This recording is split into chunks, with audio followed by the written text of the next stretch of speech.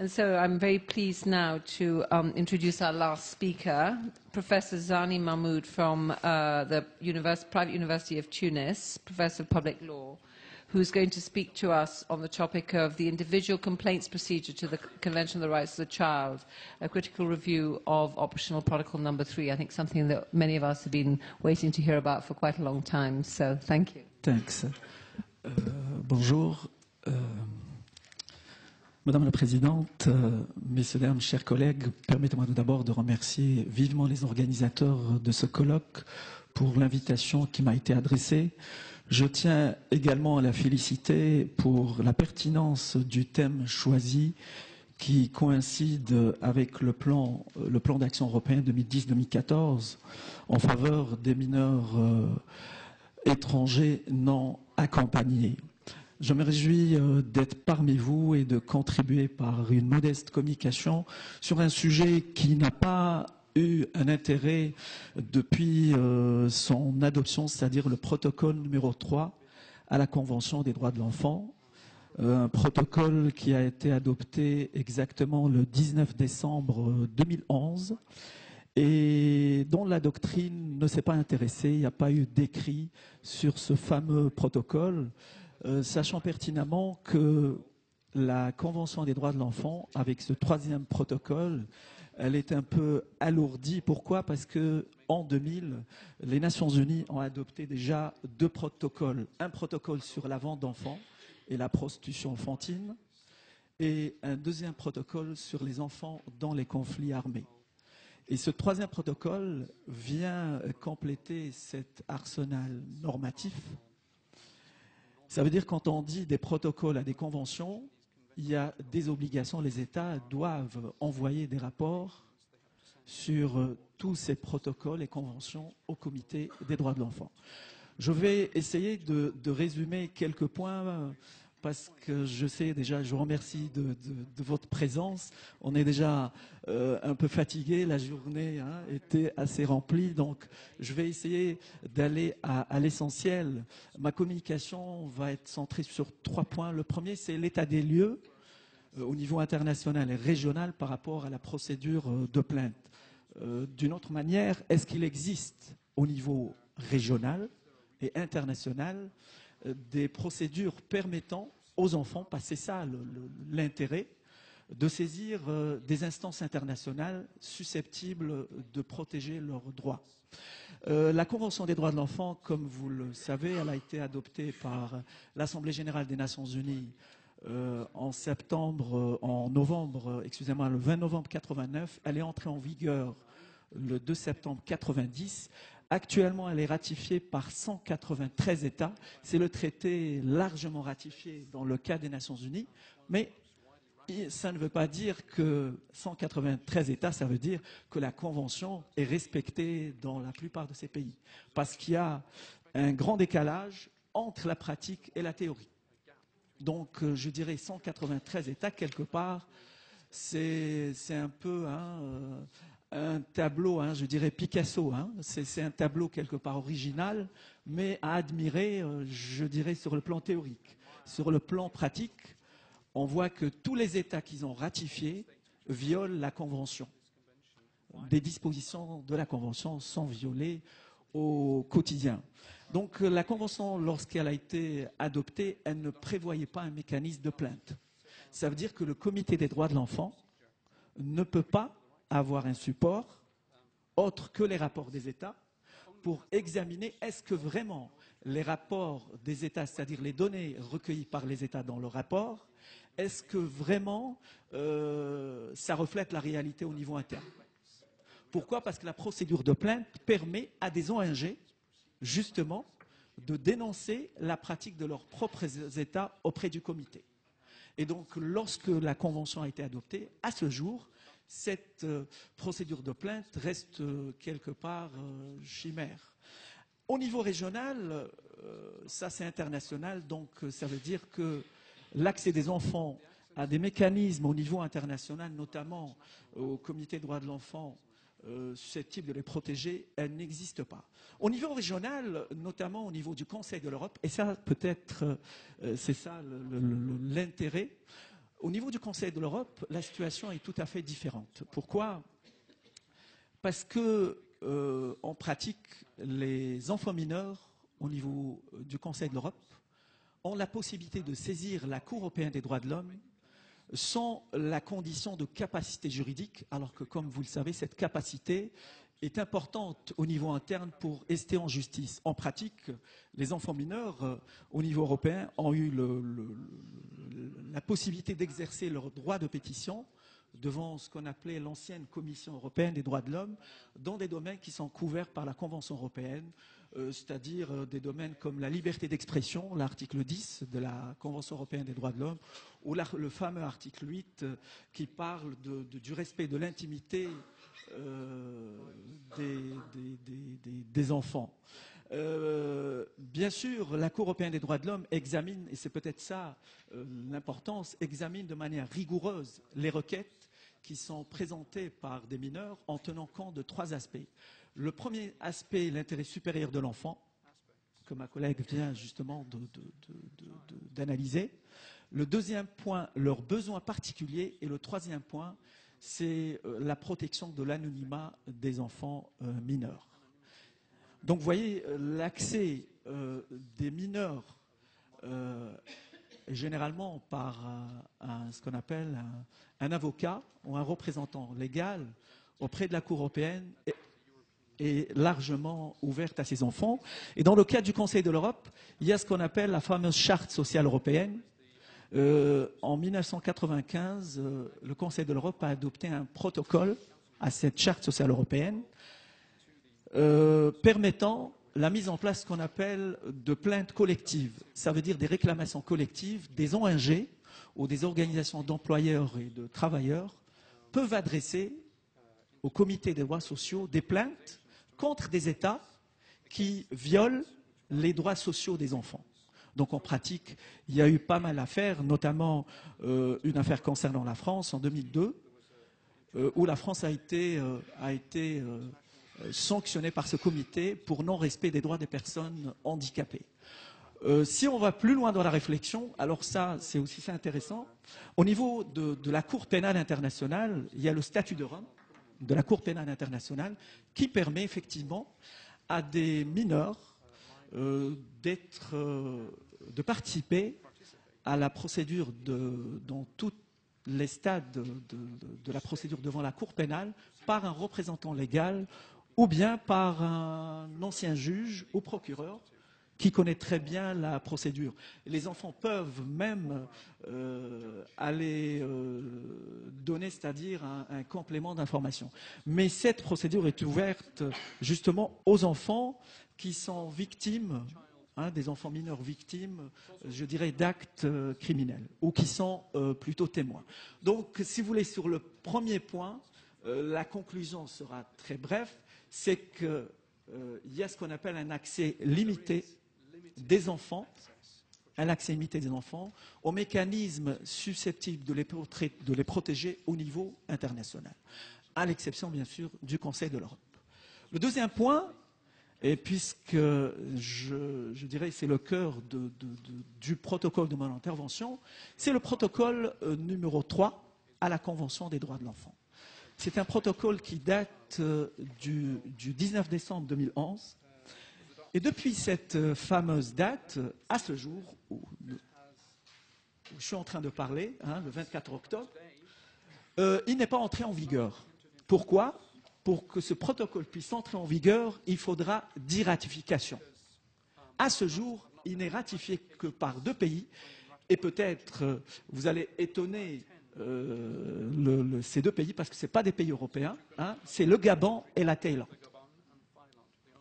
À ce jour, c'est les 2 pays qui ont ratifié ce protocole, donc il reste 8 pays pour que ce protocole puisse entrer en vigueur.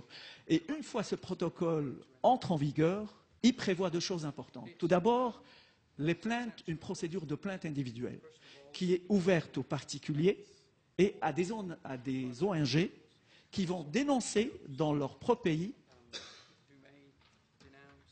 la violation des droits de la Convention et de ces deux protocoles par l'État qui a ratifié ce protocole. Donc ça, c'est la procédure de plainte individuelle.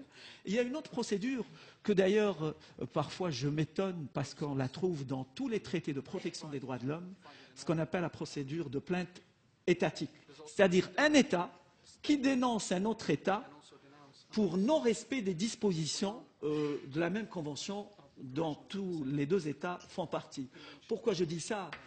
Ça me fait un peu, excusez-moi du terme, rigoler. Pourquoi? Parce que si on voit toute la pratique des conventions de protection des droits de l'homme, des comités, rares dans la pratique de l'ONU, où un État a dénoncé un autre État. Vous le savez très bien, ce n'est pas un scoop, parce qu'il y a la question de la souveraineté. Et si un État dénonce un autre, dit « mon voisin ne respecte pas les droits de l'homme », vous savez très bien, la sanction va tomber, c'est « on va rompre les relations diplomatiques et consulaires ». Donc en pratique, ça existe, mais ça n'a pas vraiment une valeur, je dirais, ajoutée importante. Et il y a une troisième procédure qui est prévue dans ce protocole, ce qu'on appelle la procédure d'enquête. Ça veut dire qu'une fois il y a une violation des droits de l'enfant dans un pays, mais ces violations doivent être à un degré très élevé, ce qu'on appelle des violations systématiques. Le comité des droits de l'enfant peut aller sur place et vérifier si vraiment il y a violation ou non. Mais quand même, il y a une limite importante et c'est là que les choses, donc parfois, toujours, on a l'impression que l'ONU ne fait rien. On dit à l'ONU, pour ne pas citer De Gaulle, c'est un machin. En fait, ce n'est pas l'ONU elle-même comme idéal, mais plutôt les États. Pourquoi? Parce que ce comité des droits de l'enfant ne peut examiner ces plaintes qu'avec la reconnaissance expresse de sa compétence par les États. Il faut que les États lui disent, c'est-à-dire les États qui ont ratifié ce protocole, disent voilà, par exemple la France va dire à ce comité, je vous donne feu vert pour examiner les plaintes provenant des ressortissants français. Mais actuellement, très rare où les États donnent cette compétence à tous ces comités. Idem pour mener une enquête sur place, il faudra l'aval des États. Et très rare les États qui donnent leur aval. Pourquoi? Parce qu'une fois le comité va sur place, sûrement, il va trouver certaines violations des dispositions de la Convention. Et il y a un autre point d'ailleurs que la réflexion n'a pas été, je dirais, poussée, c'est que tous ces comités, y compris le comité des droits de l'enfant, n'a pas la possibilité de sanctionner les États. Les États peuvent violer, comme on le voit dans le rapport, mais il ne peut pas sanctionner un État. La seule sanction, c'est une sanction morale.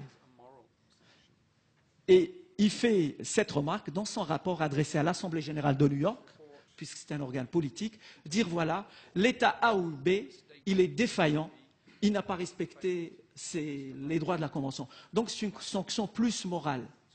Et donc c'est pourquoi ces comités, et je vous assure, si vous allez analyser tous les rapports du comité des droits de l'enfant, à ce jour, il y a même des États qui sont en retard de l'envoi de leur rapport il y a 30 ans, qui n'ont pas envoyé leur premier rapport au comité des droits de l'enfant. Et le comité ne fait que envoyer des lettres de rappel. Donc les sanctions restent un peu des sanctions platoniques. Ceci me pousse à ma deuxième, je dirais, petite conclusion. Oui, et je vais terminer de toute façon. Le protocole donc, limite également les compétences du comité des droits de l'enfant puisqu'il ne peut pas saisir de plainte de manière individuelle. Il faudra que les États lui donnent la compétence. Le troisième point de mon intervention, puisque je vais intervenir, c'est un regard critique sur le protocole lui-même. Ce protocole, il est composé de 24 articles. Il ne vient pas accorder des droits supplémentaires aux enfants. Pourquoi? Parce que vous savez très bien, et je parle là sous le contrôle des praticiens que vous êtes pour la plupart, et je me réjouis qu'il y ait des travailleurs sociaux et peut-être des éducateurs, parce qu'on apprend beaucoup questions pratiques, c'est que ce protocole est critiquable sur plusieurs points.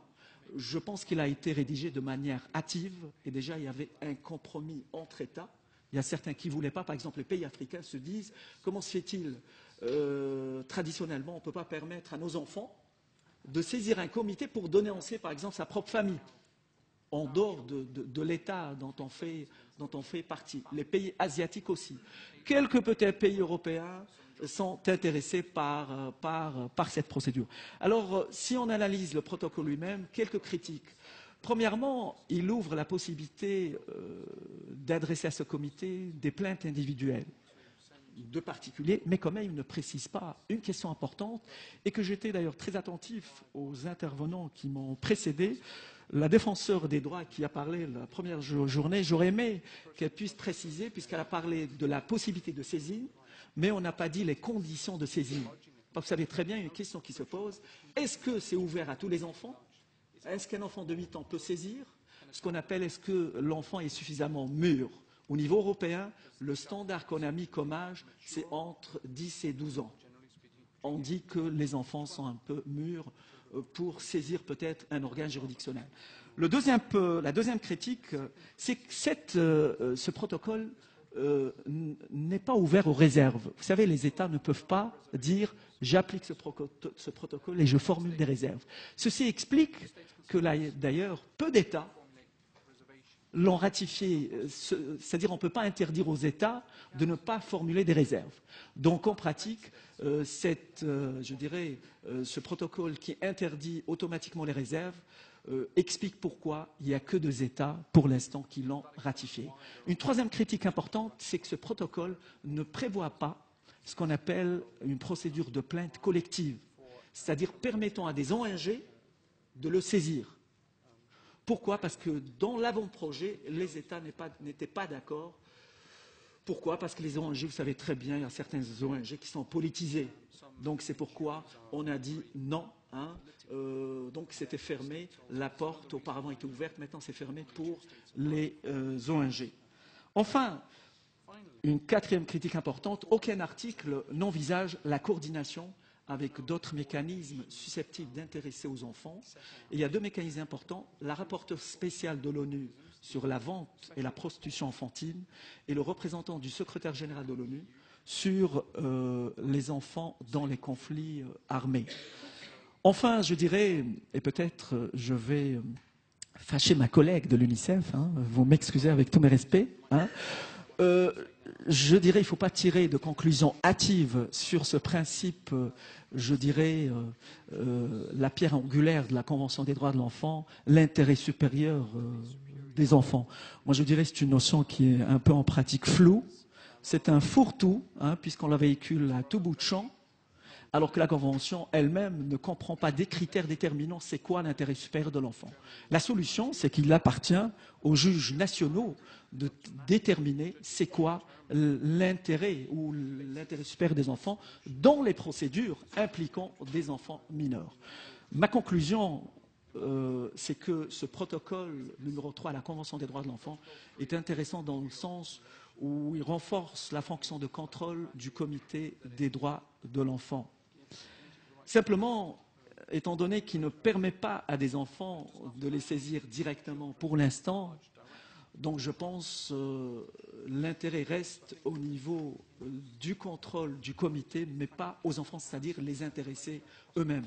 Si peut-être le protocole serait ratifié, il entrera en vigueur, et si les mineurs, les enfants mineurs, pourraient saisir directement, sans condition d'ailleurs, un comité des droits de l'enfant, ça serait vraiment, je dirais, une révolution, une véritable révolution en droit international des droits de l'homme. Voilà, je vous remercie infiniment de votre attention et j'espère que j'ai... Merci beaucoup. Thank you very much. That was a terrific, concise and very clear presentation.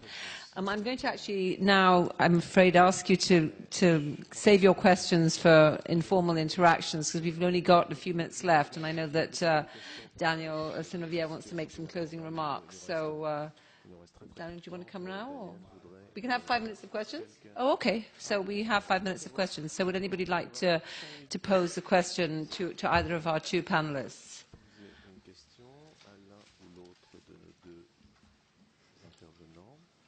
Yeah, Elena.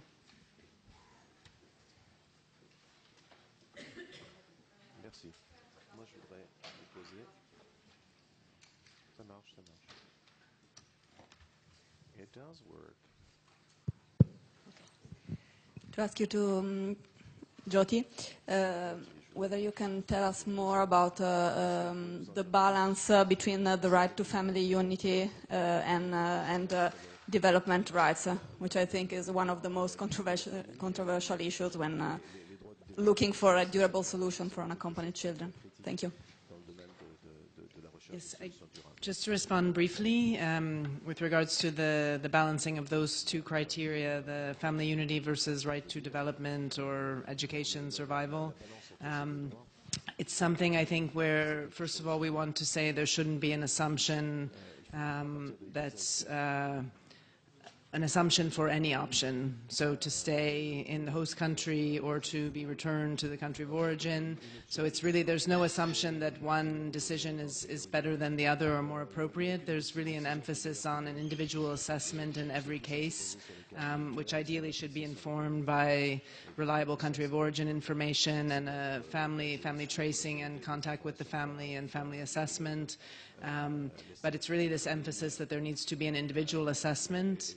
And I think in looking at the criteria, then, as I would agree with what you were saying, that best interest is not defined in the convention or is vague in the way it's used. So it's important that we then look at the national case law, and also that in the training materials in particular, we will look at case studies to try to clarify that further, to show where some weight was given. So, but it's also in a way, I think, something we're cautious that's not to have too many checklists, not to say, well, it's as I think was discussed earlier in the group when they were talking about the changes in the Netherlands, do you say, well, 5 years of living in the country is integration, or 7 years, or not to put some checklists where you have a very strict benchmark, but to say you really need to look at every case, you really need to look and listen to the child. And I think some countries, again, are looking at strengthening those procedures for listening to the child and their opinion. And again, to have a durable solution, we would argue that's really a crucial element, to have their views and the views of their caregivers. But I think we can discuss it further also on the bus. But I think individual assessment and looking at case law and case studies. Thank you very much. I think we'll just maybe thank the panelists very much for these excellent presentations, and we'll hand over to Daniel. So thank you both very much indeed.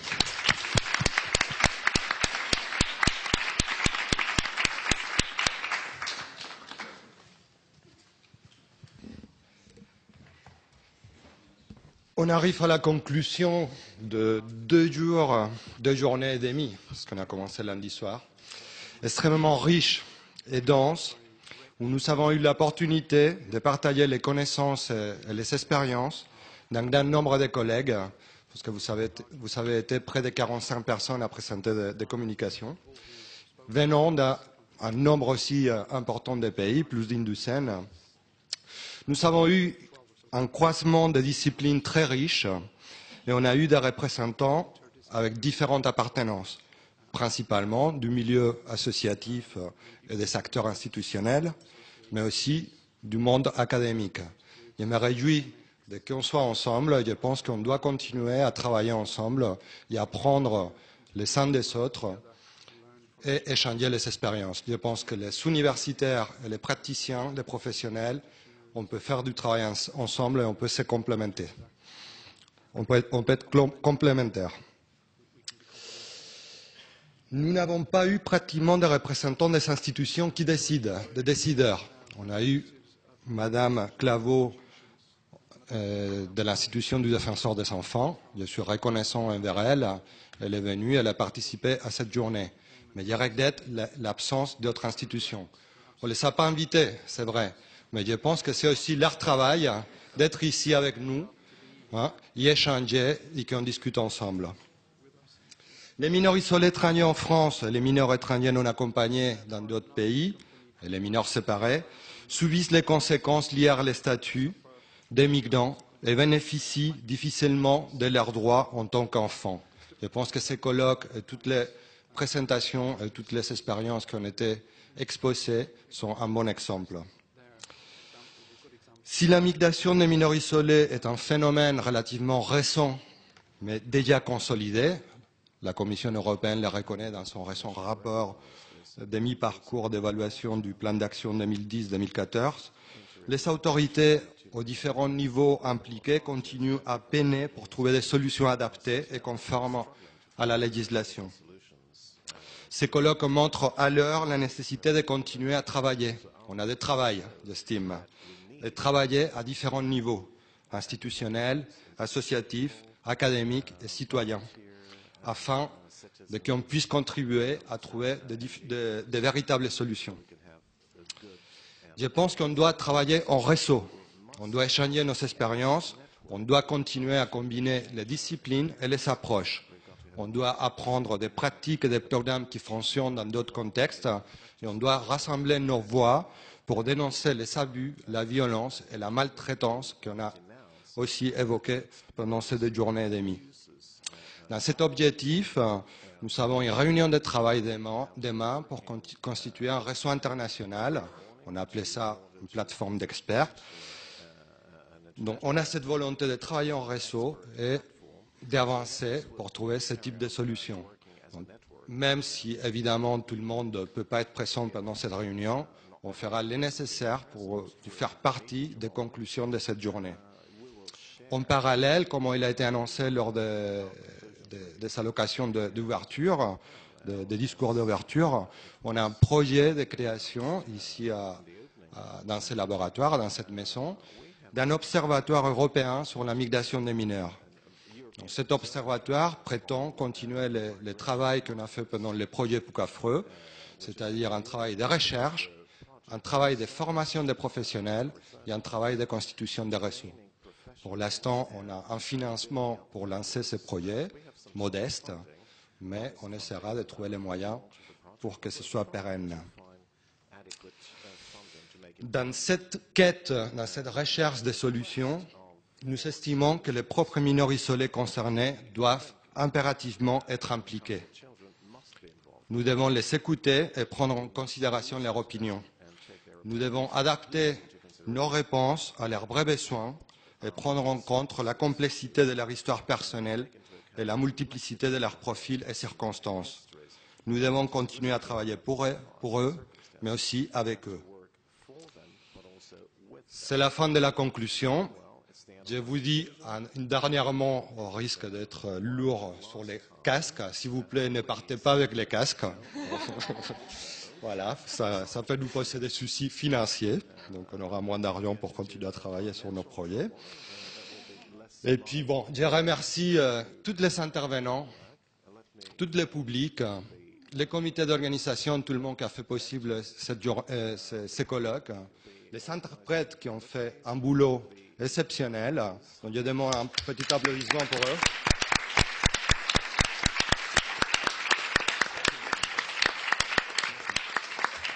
Et maintenant, on va se reposer parce qu'on est très fatigué, mais en ce moment, on n'a peut-être pas très envie d'organiser un autre colloque, mais qui sait, peut-être à bientôt. Merci beaucoup.